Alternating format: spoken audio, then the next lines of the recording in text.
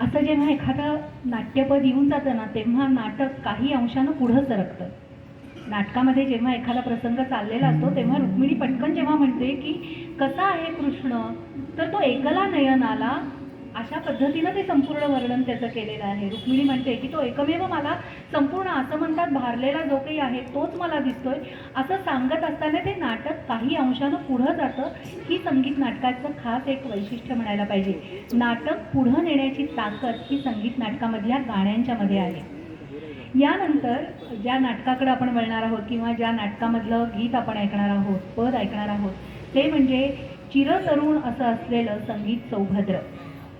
बघा बरं का, संगीत सौभद्र याचा पहिला प्रयोग पुण्याच्या पूर्णानंद हॉलमध्ये पुण्याला 18 नोव्हेंबर 1882 साली झाला. म्हणजे आता जवळपास 140 वर्षापेक्षा जास्त काळ होऊन गेलेला आहे. 140-45 वर्ष होत आली, पण अजूनही त्या नाटकातली प्रत्येक पद हे तितकंच गोड आहे, तितकंच अवीट आहे आणि तितकंच ते कानाला ऐकायला छान वाटतं. गंमत बघा बरं का, ज्या वेळेला पहिल्यांदा अण्णासाहेब किर्लोस्करांनी सौभद्र लिहिलं, तर त्यामध्ये पहिल्यांदा 3च अंक लिहून झालेले होते त्यांचे. आणि मुंबईच्या हायकोर्टाचे त्या काळातले एक वकील होते, आपटे म्हणून, मधुकर आपटे. तर त्यांनी त्याच्यावर एक अशी मल्लीनाथी केलेली होती की आता काय तुम्ही प्रेमकथा लिहायला लागलात म्हणे, कारण त्याच्यामध्ये पण सुभद्रा आणि अर्जुनाची प्रेमकथा रंगवलेली आहे. तुम्ही म्हणे प्रेमकथा लिहायला लागलात, हे नाटक कोण बघणार? जे शाकुंतलची जी तोड आहे तर ती या नाटकाला येईल असं काही वाटत नाही. हे ऑक्टोबर महिन्यामध्ये जेव्हा अण्णासाहेब किर्लोस्करांना कळलं की त्यांना पत्र आलं तसं आपट्यांचं, त्याच्यावर नोव्हेंबरमध्ये 3 अंक तर 3 अंक असं म्हणून अण्णासाहेब किर्लोस्करांनी प्रयोग पूर्णानंद थिएटरमध्ये लावला आणि तो यशस्वी करून दाखवला. आता गंमत बघा, ते नाटक बघायला सांगलीहून खास जे विष्णुदास भावे आहेत, ज्यांनी पहिलं नाटक लिहिलं, ते गेले होते. त्या नाटकावरची त्यांची टिप्पणी काय आहे, तर ते असं म्हणतात की त्या नाटकामध्ये 3 अंकी नाटकामध्ये साकी, दिंड्या, पद असं सगळं धरून 145 पदं होती. त्यावेळेला विष्णुदास भाव्यांनी फक्त एकच टिप्पणी केली की आता फक्त डोअर किपरला तेवढं गाणं द्यायचं बाकी आहे.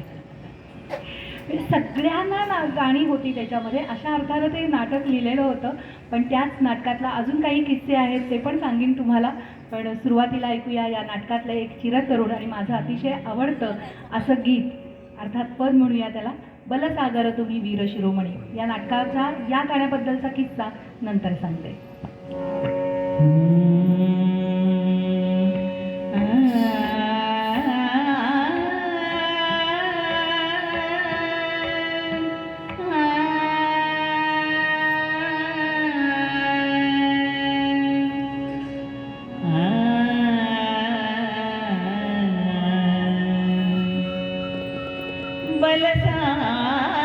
बलसागर तुम्ही वीर शिरोमणी, बलसागर तुम्ही वीर शिरोमणी, बलसागर तुम्ही वीर शिरोमणी, बलसागर तुम्ही वीर शिरोमणी, बलसागर तुम्ही वीर शिरोमणी.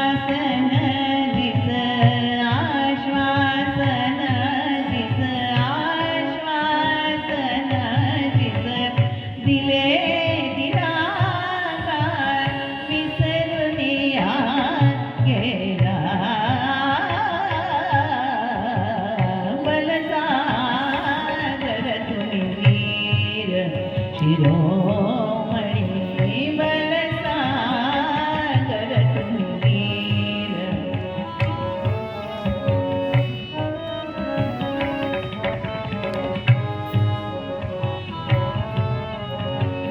पेरियले जे प्रीती तरुणसे, पेरियले जे प्रीती तरुणसे, पेरियले जे प्रीती तरुणसे, बिचरी गई त्याला, बिचरी गई त्याला.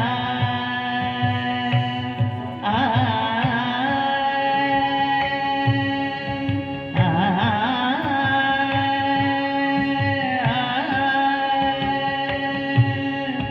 आ,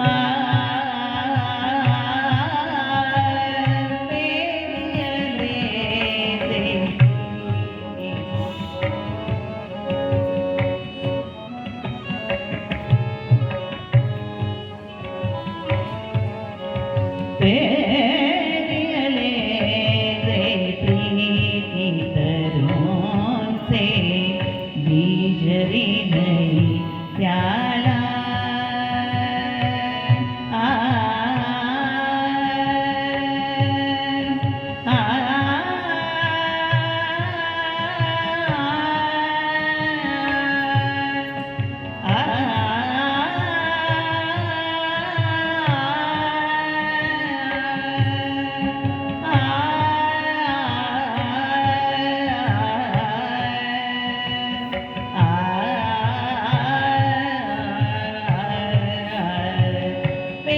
पेरियले जे प्रीती तरुणसे.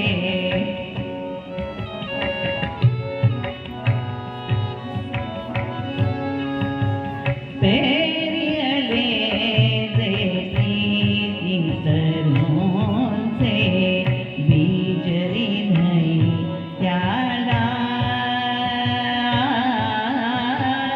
अंकुर येऊनी सुदृढ तयाचा, अंकुर येऊनी सुदृढ तयाचा, वृक्ष से झाला बलसागर तुम्ही वीर. शिरोमणी बलसागर तुम्ही वीर. शिरोमणी.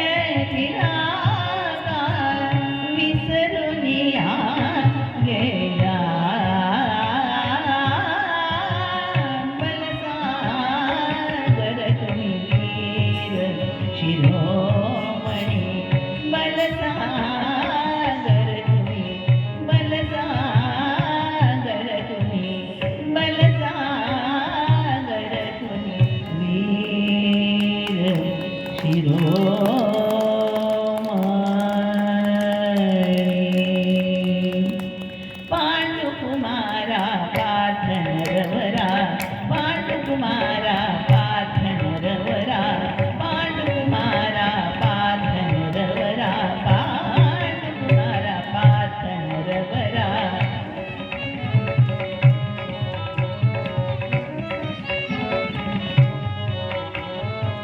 पांडुकुमारा पार्थ नरवरा पांडुकुमारा पार्थ नरवरा राखा वचनाला राखा वचनाला वचनाला राखा वचनाला राखा वचनाला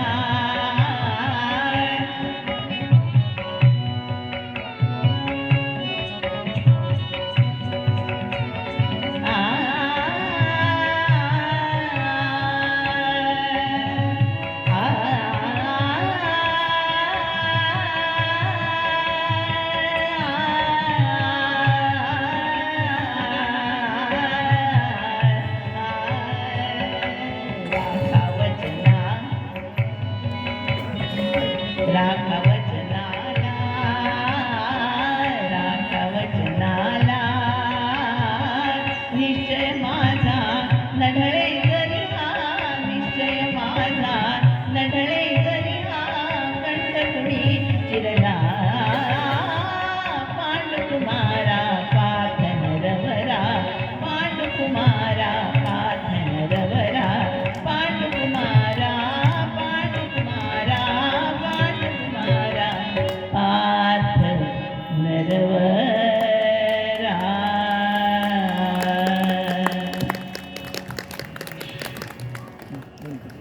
या गाण्याच्या 2 आठवणी आहेत बरं का.